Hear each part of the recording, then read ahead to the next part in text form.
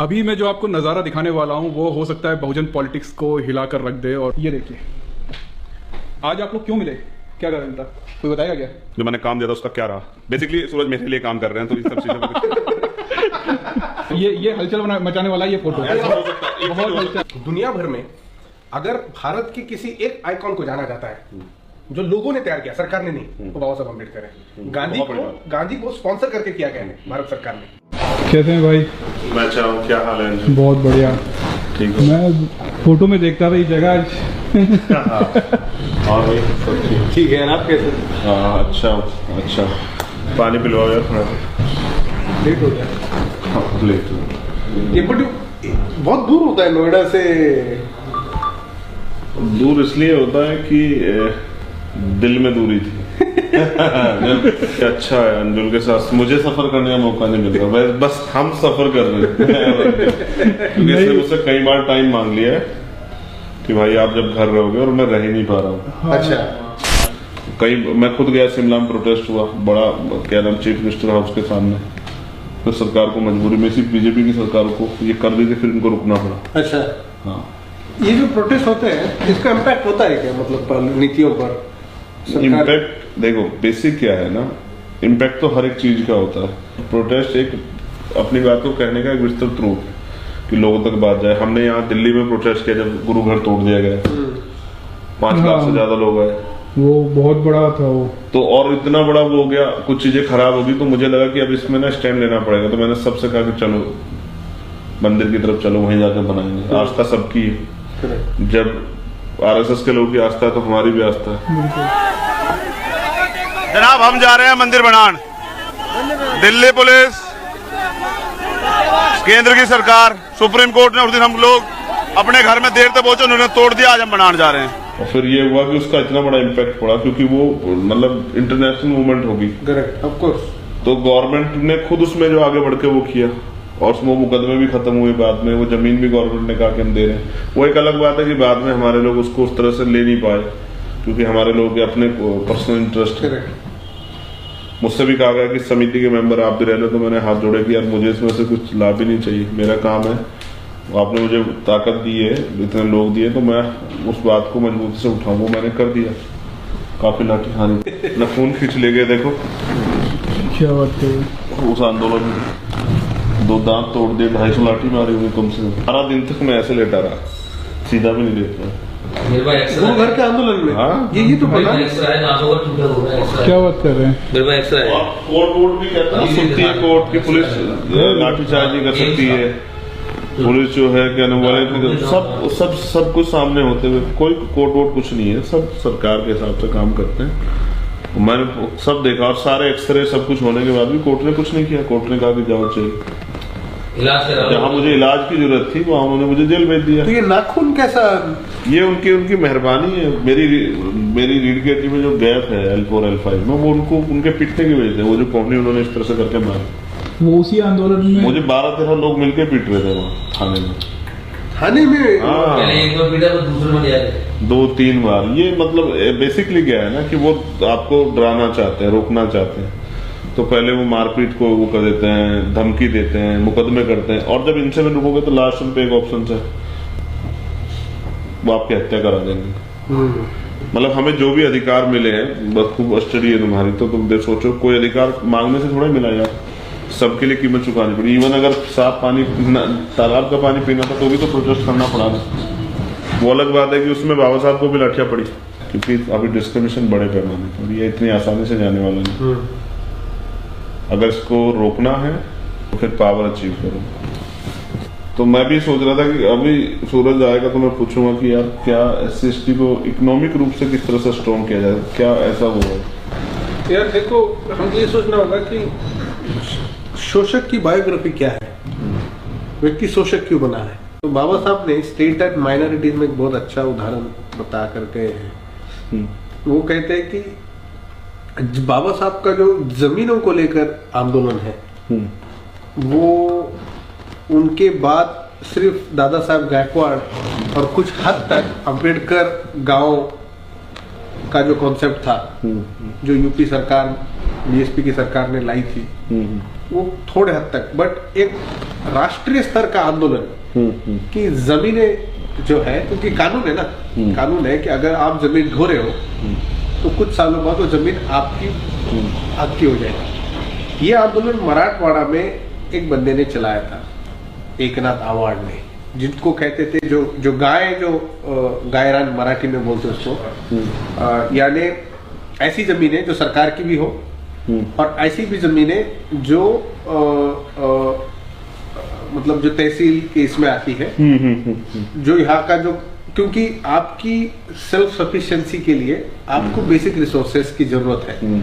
अगर आपके पास basic resources, Bharat में बेसिक रिसोर्सेज जमीन है। आरक्षण का मैं बताता हूँ, ऑर्गेनाइज सेक्टर जो है भारत में 7% है सिर्फ ऑर्गेनाइज, बाकी सब अनऑर्गेनाइज सेक्टर है। ऑर्गेनाइज सेक्टर में फिर सरकारी नौकरियां उससे भी 2%। एग्जैक्टली। तो जो आरक्षण की हम बात कर रहे हैं ना, वो 2% के 50% लोगों की बात कर रहे हैं। यानी 1% समाज की को लेकर हमारा आरक्षण का आंदोलन, और जो अपने पे जो शोषक वर्ग है वो हमको उसी के अंदर परेशान करने में लगा हुआ है, क्योंकि आपको उसके बाहर सोचने का मौका ही नहीं दे रहे ना। आपको आरक्षण के विरुद्ध कोई टिप्पणी कर देंगे, और हमारे वो एक भावना का इशू है, अर्बन क्लास में रहने वाले लोगों का इशू है। तो हमारे समाज में उस तरह का सोचने का जो है कि भैया बेसिक रिसोर्सेस में क्यों ना लूं, आरक्षण हम खुद देंगे। आरक्षण के विरुद्ध जो है तो ठीक है, कोई बात नहीं, हमको जमीनें दे दो, जमीनों का हक है। तो जमीन सेंट्रिक आंदोलन अगर हम करते हैं ऑल इंडिया में जमीनों के हक देने का, तो कहीं ना कहीं उसका जो जमीन रिलेटेड बाकी जो व्यवसाय है, जमीन रिलेटेड जो बाकी है, पशुओं को लेकर है, खेती एनीथिंग दैट, देखो भैया आज जो है अगर आपके पास जमीन है और ऐसी जगह है तो आप करोड़पति हो, एक आध एकड़ जो है करोड़ों के भाव पे बेचती, ठीक है। तो अगर आपकी ये रिसोर्सेस जो है अगर आपके पास आ जाएंगे, खैरलाजी में जो हादसा हुआ था जमीनों को लेकर ही था, और मेजोरिटी जो हमारे कंडीशन जो है, तो मुझे लगता है जमीन को लेकर अगर हम इकोनॉमिक मॉडल बनाते हैं, ये एक हो गया एक पार्ट जमीन जी, जबकि हम इस पे वो कर रहे हैं। मैंने अभी लास्ट मैंने जो पीसी की थी यूपी में, देखो काशीराम साहब का जो मॉडल था ना वो इकोनॉमिक था, बिल्कुल उनको उनके एजेंडे में था कि मतलब उनका जो पूरा आंदोलन है ना वो था सामाजिक परिवर्तन, आर्थिक मुक्ति, कि सामाजिक परिवर्तन हो, जो गैर बराबरी पर आधारित व्यवस्था वो खत्म, और आर्थिक रूप से जो लोग गैर बराबरी का शिकार हो गए वो आर्थिक गैर बराबरी खत्म, लोगों के अंदर के पास रिसोर्स, पैसा आए, साधन आए, किसी भी तरह से आए। उन्होंने इसके लिए प्रयास भी किया, कई प्रयास किए, जैसे ठेकेदारी में आरक्षण की व्यवस्था हुई, जैसे जमीनें दी गई, जैसे और भी बहुत सारी चीजें जो ऑन कैमरा नहीं की जा सकती की गई। और ये सिर्फ उन्होंने नहीं, और जैसे बिहार में किया, बिहार के गवर्नमेंट के लोगों ने, इधर मुलायम सिंह जी के समय में हुआ, उन्होंने भी किया। बेसिकली मतलब एक कास्ट बेस पे उन्होंने किया, ठीक है, इसमें कोई वो नहीं, और कई जगह पे हुआ। लेकिन समस्या ये रही है, मैं जो अभी के लिए तुम्हें एक नई समस्या बताता हूँ। देखो रिसर्च का पार्ट है ना, जब वो जो जमीनें दी गई थी, चाहे वो इंदिरा गांधी गवर्नमेंट में दी गई हो, करेक्ट, चाहे वो इधर काशीराम साहब की मूवमेंट से दी गई हो, पार्टी की सरकार के जरिए, उसमें क्लॉज था कि सरकार चाहे तो जमीनें वापस ले सकती। अच्छा, अब वो जमीन जो 100 साल पहले मिली या 30 साल पहले मिली, हमारे लोगों ने, वो बंजर जमीन थी, खून पसीना बहा के उसको तैयार कर दिया, उसके लिए लड़ाई लड़ी, जमींदार से मार खाई, कभी उसकी फसल वो कर दी गई, कभी कुछ और कर दिया गया, तमाम तरह की परेशानियों का, धूप सब सह के वो आदमी जो है, जाड़ा उड़ा सब सह के, अब वो आदमी उस जमीन को सरकार के लिए वापस दे। कई बस्तियों के बाहर आके ना नया नोटिस आ जा रहा है कि ये मकान तोड़े जाएंगे क्योंकि ये आप अवैध बसे हुए। वो 60 साल से बसे, 70 साल से बसे हुए, 80 साल से बसे हुए। अभी नया बरेली का, अब वो 2800 परिवार है। जैसे अभी एक उत्तराखंड का, जहां से भी आए हो ना, चाहिए आपको बता दें, उत्तराखंड हाईकोर्ट ने अपने एक आदेश में सभी अवैध निवासियों को 7 दिनों के अंदर परिसर खाली करने का आदेश दिया है। हल्द्वानी में, और वहां 50,000 लोग प्रभावित हो रहे थे। अब उन्होंने, गवर्नमेंट ने कहा कि ये बीजेपी के नेता के कहे थे, वो कोर्ट गया, रेलवे की जमीन बता के उसको वहां निकाला, फिर वो स्टे के लिए गए। अब बड़ी बात ये है कि वो जमीनें दी गई थी, देखो गवर्नमेंट कर क्या रही, बेसिकली आरएसएस बीजेपी गवर्नमेंट, कि वो हमारे रिसोर्स तोड़ रही है। हाँ।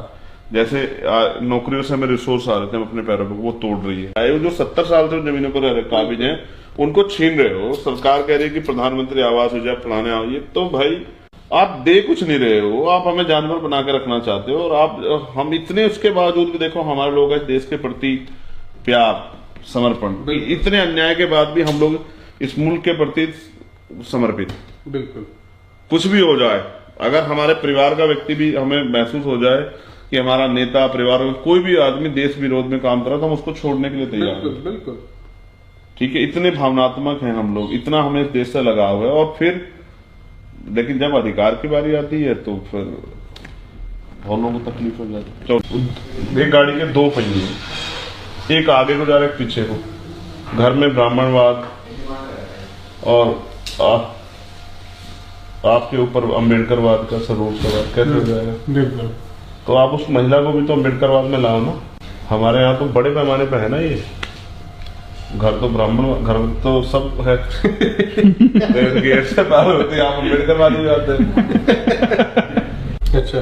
हाँ, हम कई 1000 से ज्यादा कर्मचारी उसमें जोड़ चुके हैं पूरे देश में। हम धीरे धीरे उनकी संख्या बढ़ा रहे हैं। हम अगले कोशिश करेंगे अगले 2 साल में उनको 1 लाख कर्मचारी तक पहुंचाएं। जो साहब ने किया था साइकिल वाली रैली, जो एक उनकी राजनीतिक 4200 किलोमीटर की साइकिल यात्रा उनकी कश्मीर से कन्याकुमारी, तो जहां तक जिस तरह के वो अनंग अनेक भारत के पल्स को छूते गए, अगर वैसा कुछ आज के जमाने में सोचा जा सकता है क्या? अभी मैं खाने वाला हूँ, वो हो सकता है बहुजन पॉलिटिक्स को हिलाकर रख दे, और वो क्या होगा वो तो वही लोग बताएंगे जिनको मैं अभी आपको दिखाने वाला हूँ। ये देखिए, आज आप लोग क्यों मिले, क्या कारण था, कोई बताएगा क्या? जी सूरज भाई अच्छी तरह बता सकते हैं।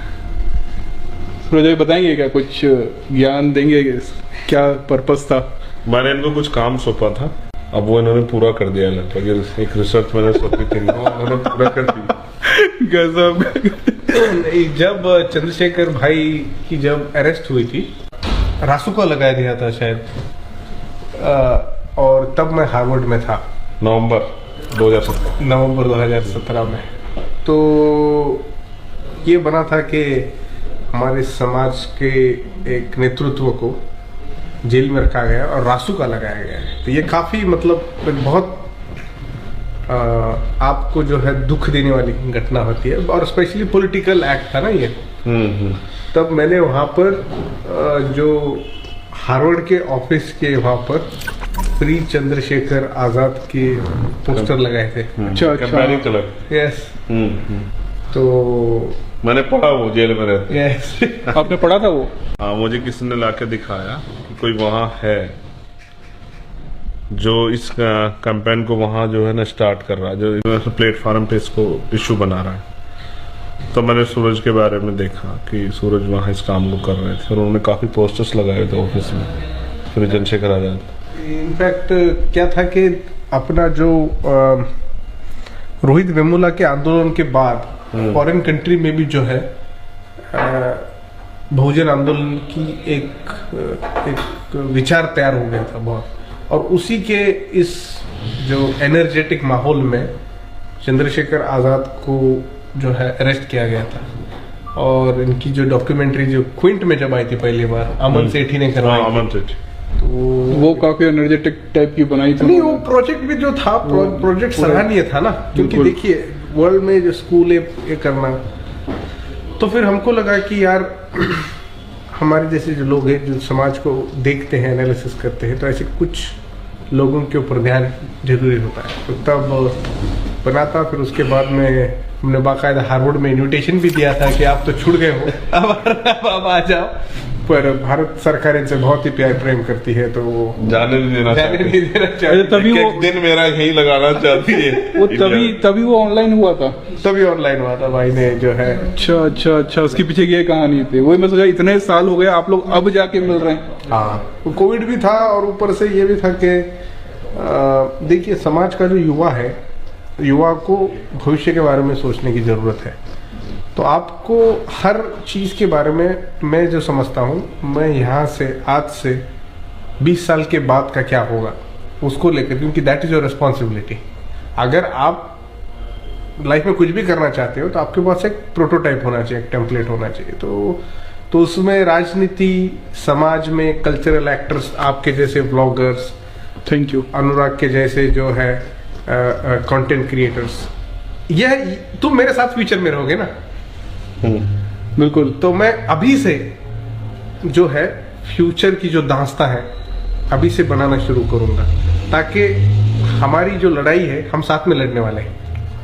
बिल्कुल। कोई भी लड़ाई कोई सिंगल आदमी नहीं जीत सकता है, और जिस तरह से हमें भविष्य में इसको जीतना है, सिर्फ लड़ना नहीं, जीतना, तो हमें हर फील्ड के मास्टर्स लोगों की जरूरत है, जिनमें सूरज एक है।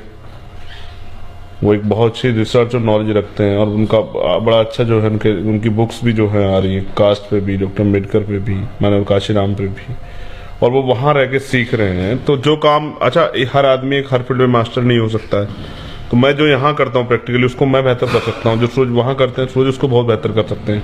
और लगातार हम बीच में टच में रहे, हार्वर्ड वाले इसमें भी, टाइम्स वाले उसमें भी हम लोग टच में थे, लेकिन वहां भी मैं नहीं जा पाया। और कारण दोनों बार एक ही था कि भारतीय सरकार मुझसे बहुत प्यार करती है, वो नहीं चाहती मेरा एक पल भी यहाँ से बाहर जाए। आपके साथ भी है, और जितना भी जो दलित नेतृत्व है उनके साथ यही हाल है। जैसा मैंने अपना जिग्नेश जो है उसको, वो बोल रहा था यार मेरे पे इतने मुकदमे है, वो करने तक ये हो जाएगा।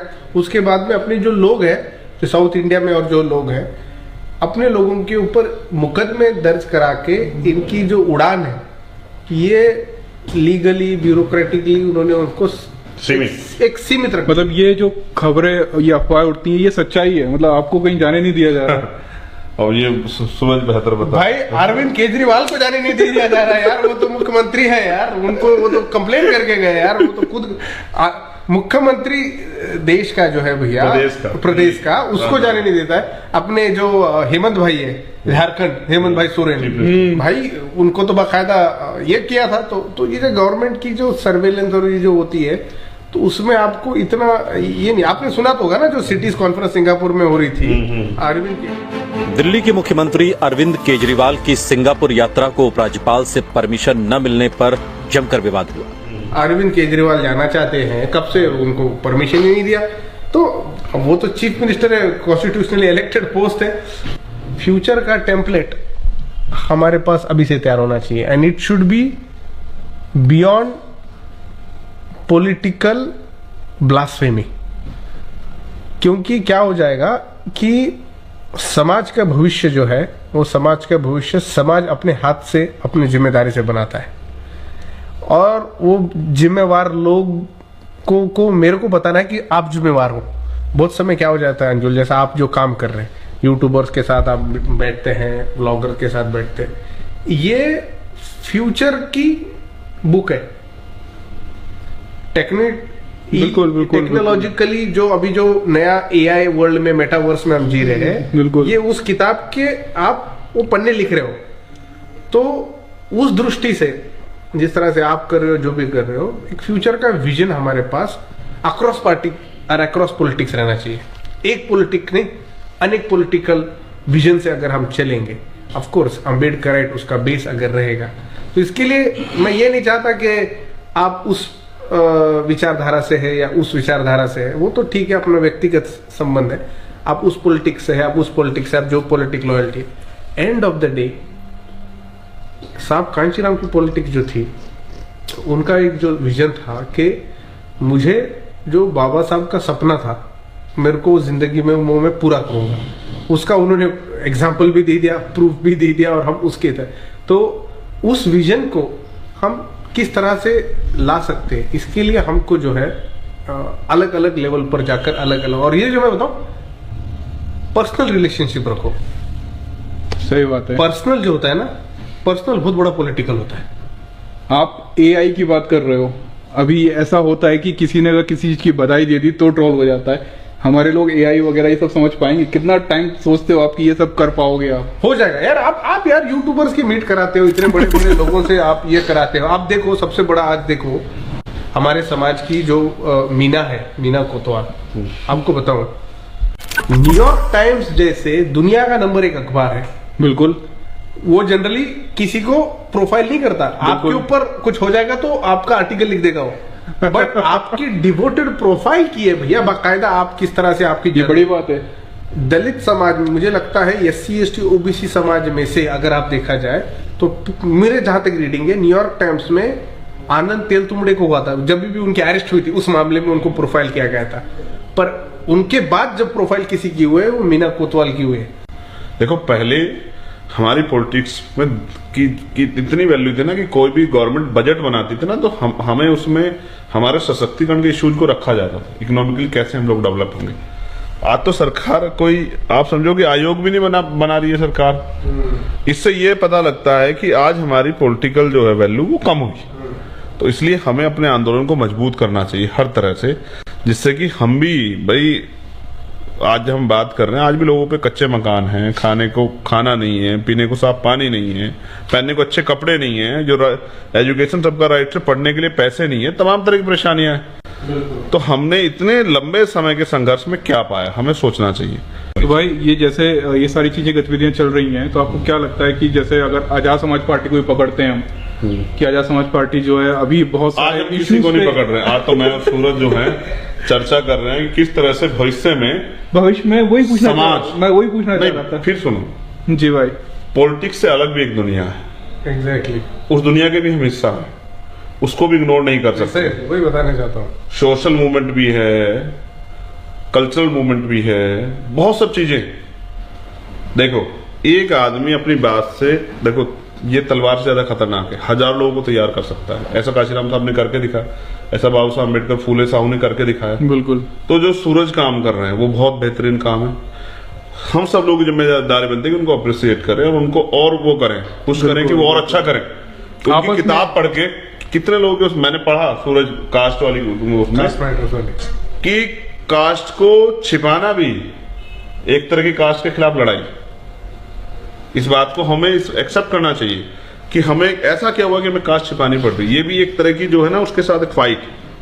तो हमें समझना पड़ेगा चीजों को, इंटेलेक्चुअल लोग इसलिए कि चीजों को उनके जिस तरह से उन्होंने सिंपली उसमें उसको डिफाइन कर दिया, हम उसको समझें। आज बुरा ये है कि हम लोग पढ़ते बहुत कम है, लिखना तो बहुत दूर की बात है। हम पढ़ते बहुत कम है और हम ज्ञान इसलिए अर्जित कर रहे हैं कि अपनी जीविका चला सके, जबकि हम इसलिए नहीं कर रहे हैं कि हम जानकारी हासिल करके उस अपने आप को जो है ब्रॉड कर सकें, उसके लिए नहीं कर रहे हैं। तो हमें बहुत कुछ सीखने की जरूरत है सूरज से, बहुत कुछ। देखो सूरज का हेयर स्टाइल, मैं इसका बड़ा फैन हूँ। और मेरे बाल थोड़े जा रहे हैं काम की वजह से, धूल मिट्टी में रहता हूँ, ये थोड़ा सा उधर रहता है सेफ जोन में, इसके बचे हुए। इसको दिल्ली में आके महसूस हो रहा होगा पोल्यूशन बहुत ज्यादा है। बोल रहे हैं वो बोल रहे हैं ज्यादा पोल्यूशन दिल्ली में नहीं रहेंगे, ज्यादा भाई निकलना है दिल्ली के बाद। तो जैसे उनको अपने बालों से प्यार है, पोल्यूशन में उनको लग रहा है कि नुकसान होगा, इस तरह से हमें उनको भी है, लेकिन मुझे अपने समाज, अपने महापुरुषों के आंदोलन से बहुत प्यार है। और मैं इस पोल्यूशन को, जो पोल्यूशन आज पैदा हो गया, उसको हटा के उनको सुरक्षित रखना चाहता हूँ। क्योंकि आज भले कुछ लोग मुझसे असहमत हो, लेकिन कल उनको एहसास होगा कि अगर समय समय पे लड़ाई नहीं लड़ी गई थी तो आने वाली पीढ़ियों पे क्या बचने वाला है। बिल्कुल। और अगर आज हम साइलेंट होकर बैठ जाएं तो आप ही बताओ कि आज जो हालात है उनका सामना कैसे किया जाएगा अगर हम लोगों को तैयार ना करें। लोग किसी प्लेटफॉर्म पे तैयार हो रहे हैं, अगर लोग तैयार हो रहे हैं तब तो लड़ाई लड़ी जाएगी। सोचिए अगर आप पे सेना ही नहीं तो लड़ोगे कैसे। ये विचारधारा पे आधारित सेना है और इसको हर प्लेटफॉर्म में जहां से भी तैयार हो इसको होना चाहिए। बस कोशिश हमारी रहेगी कि आने वाले कल में जब अवसर पैदा होंगे तो ये एकजुट भी हो जाए। मतलब ये कैजुअल मीटिंग है, इसमें पॉलिटिक्स से कोई लेना देना नहीं है और ये होती रहनी तो चाहिए। ये मेरे साथ ही है तो पॉलिटिक्स से क्या लेना देना है। ये मेरा भाई है और मैं उनको और आगे बढ़ता देखना चाहता हूँ और मैं चाहता हूँ उनकी किताबें जो है ना अभी हिंदी वो, में अनुवाद होगा हाँ इसका, तो कब आ रहा है वो? डन। वो 3 महीने के बाद आई थिंक मैं इसका चीफ गेस्ट होऊंगा। मैं मेरे दिमाग में यूपी के और पॉलिटिशियन को बुला लेंगे, साथ में मजे करेंगे। तो आप बोल रहे थे अच्छा है वो, इस बात के लिए मैं उसकी सराहना करता हूँ, इतना सोचता है तो फिर ये अच्छा है। और मैं चाहता हूँ उसकी और बुकें आए और वो बेस्ट सेलिंग अवार्ड उसको मिले और उसके ज्ञान का फायदा जो है ना पूरे समाज को मिले और लोगों को मिले जो लोग इन चीजों को नहीं समझते, जो लोग इनसे बचना चाह रहे हैं। आप नहीं बच सकते, जाति मैटर करती है, व्यवस्था मैटर करती है, आप इससे बच नहीं सकते, आपको इसका सामना करना पड़ेगा। और आज हम मैदान में तो सामना करने के लिए तैयार हैं।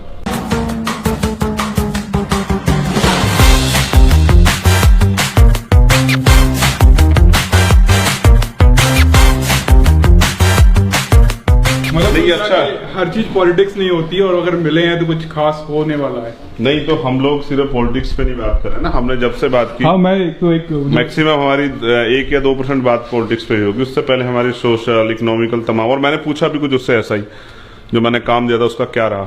बेसिकली सूरज मेरे लिए काम कर रहे हैं तो इन सब चीजों को अब मैं थोड़ा सा ज्यादा राजनीतिक हो गया हूँ, चीजों को समझता हूँ, मगर ये अच्छा है।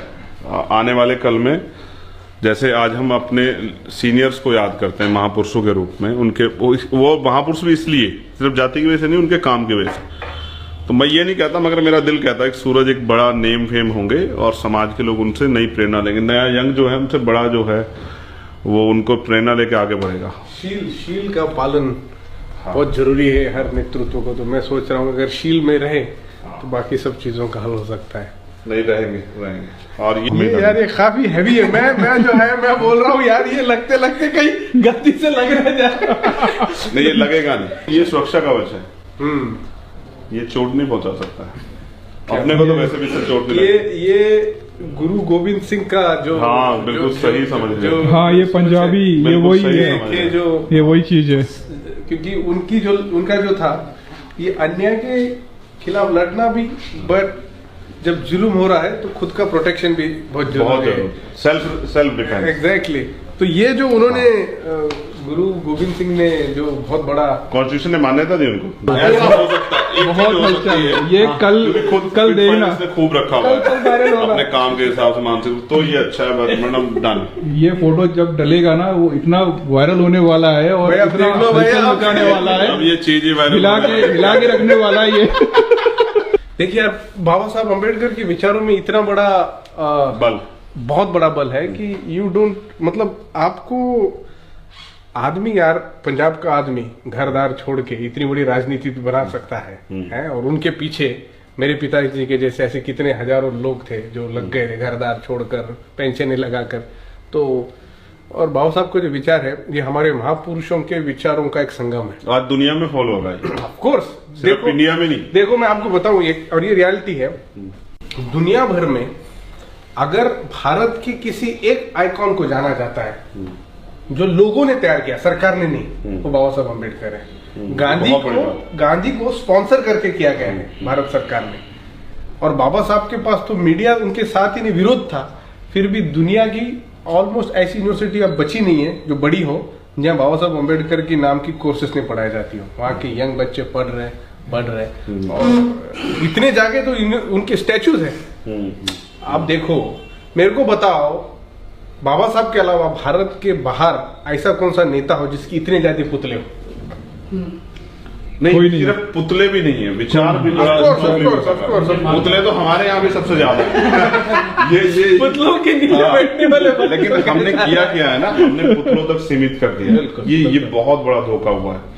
जो बाबा साहब अम्बेडकर कहते हैं मुझे पूजने की नहीं, मुझे पढ़ने की जरूरत है। जो कहते हैं मैं मंदिरों में नहीं, मैं किताबें में हूँ। बिल्कुल, मैं मूर्तियों में नहीं, मैं किताबें में हूँ। और जो खुद कहते हैं कि सुबह समय 2 घंटे बजेगी, एक मंदिर की, एक स्कूल की, आपको तय करना, आपको कहा जाना है। उन बाबा साहब अम्बेडकर को आज हम पूज के उनके विचारों की हत्या कर रहे हैं, ये बहुत बुरा है।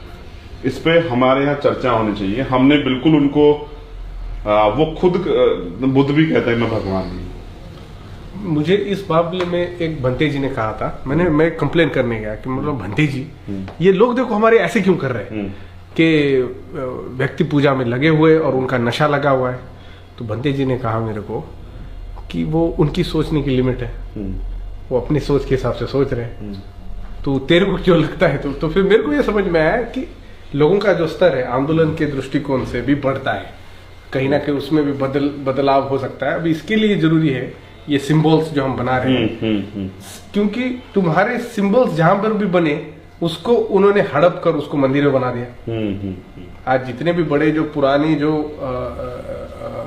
रिच टेम्पल्स हैं वो ओरिजिनल उनकी बैकग्राउंड क्या है? उनकी, अरे भैया उसका हटा के देख। मैं एक बताता हूँ। मंदिरों में जब जाओगे आप, मंदिरों के अंदर एक छोटा सा मंदिर होता है, देवालय जो वहां रहता है, वहां पर वो आपको 10 सेकंड ज्यादा खड़े रहने नहीं देगा, वहां पे भगाएगा, चल जल्दी चल प्रसाद ले ले। क्योंकि वहां जब आप रहोगे आपकी जिज्ञासा बढ़ेगी कि व्यक्ति कौन है, क्या है। और पुतलों को कपड़े क्यों पहनाए? पुतले तो उसको कभी साड़ी पहना दी, कभी कुछ ना कुछ कर दिया, तो छुपा रहे। पार्ट ऑफ कॉन्फ्रेंस बहुत बड़ी कॉन्स्पिरेसी है। और मैं तो सोच रहा हूँ आर्कियोलॉजी। अच्छा, हम कितना समझ पाए अपने महापुरुषों को? बाबा साहब अम्बेडकर ने, इस पे भी एक कोट है उनका कि मिशन में व्यक्ति पूजा मिशन के लिए विनाशकारी होती है। ये मतलब हमें क्या है ना, हम इतने सताए गए, हमें किसी गॉड की, किसी मसीहा की जरूरत थी, जैसे वो आता है तो हम बस नमन हो जाते हैं। बिल्कुल बिल्कुल। और फिर हम उनके विचारों को पे चलना छोड़ देते हैं। तो ये बड़ा वो है, और उम्मीद है कि हम लोग इसमें कुछ अच्छा कर पाएंगे कि लोग इससे बाहर निकले। देखो, जब तक लोगों की सोचने की क्षमता नहीं बढ़ेगी तब तक वो सोच ही नहीं पाएंगे। देखो, मैं जब 12वीं में था तब तक वहीं तक सोचता था। जब मैंने ग्रेजुएशन की तो मुझे और जानकारी मिली, जब मैंने पोस्ट ग्रेजुएशन और जानकारी, जब मैंने लॉ की तो और जानकारी। अब मैं अगर भविष्य में और कोई डिग्री करूंगा तो मेरी जानकारी बढ़ेगी। बिल्कुल। अब मैं आज वो 12वीं के पास वाला चंद्रशेखर से अपना कंपैरिजन करूं तो बहुत वो है। तो हमें ज्ञान के क्षेत्र को बढ़ाना पड़ेगा, कोशिश करनी पड़ेगी कि कल्चरल एजुकेशन जो भी है लोगों तक पहुंचे। और हम इसमें बड़ा प्रयास करेंगे। साहब इसमें बड़े सफल हुए। बाबा साहब ने बहुत सारे अखबार, मैगजीन, सब चीजें की, साहब ने भी निकाली, और फूले साहू पेरियार सब लोगों ने किया। हमें भी इसको आगे बढ़ाना चाहिए, और मेरा प्रयास रहेगा उसमें जरूर जो है सूरज की वो छपें।